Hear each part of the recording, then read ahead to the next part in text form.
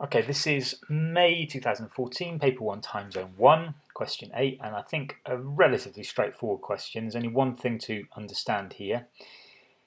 Sorry, a little sort of trick to the question. First of all, we've got the body moving in a straight line, fixed point. We've given the velocity in terms of s, and we've got to find the acceleration. So first thing I'm going to do is actually acceleration is given by the change in velocity with respect to the change in time. That's going to be quite important to keep in mind here. I've given velocity and displacement, and the first thing that everyone wants to do here is differentiate that, and they think they've got acceleration, but they haven't. So what I'm going to do, I am going to differentiate it. So dv by ds is going to give me, and you can double check my differentiation, but it's going to give you minus 2 over s cubed. Now what I've got there is not dv by dt, that is not the acceleration. So what I'm going to do is I'm going to rewrite my dv by ds here as dv by ds can be written as dv by dt times, I want to get rid of that t, so I'm going to put a dt up here and the ds on the bottom. Now if you look at that, the ds and the dv are there and the dt's will cancel out.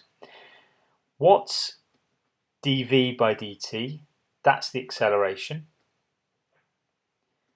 And dt by ds, now here's the kind of important trick to this. dt by ds, that's 1 over the velocity, because the velocity is the change in speed in distance divided by the change in speed.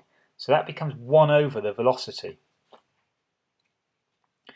So dv by ds, which I've got up here as minus 2 s cubed, this one here, is the acceleration times 1 over the velocity.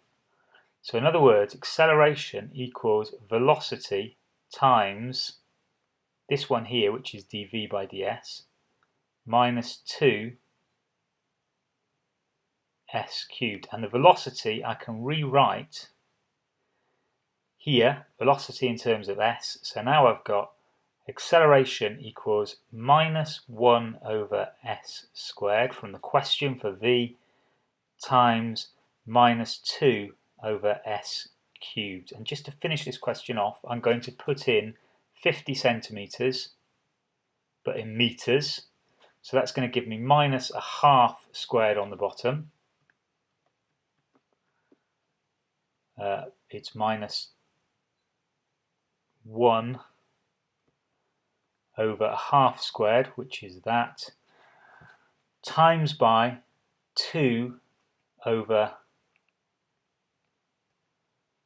an eighth. Okay, just check with that. That is a half cubed. And then when I work that out, that's going to give me minus 4 on the top, and this is going to give me 16, which gives me minus 64.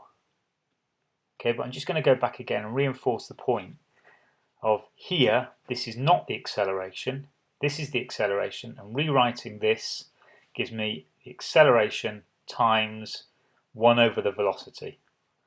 So it's really testing your knowledge of kinetics and how we can rearrange the differentials.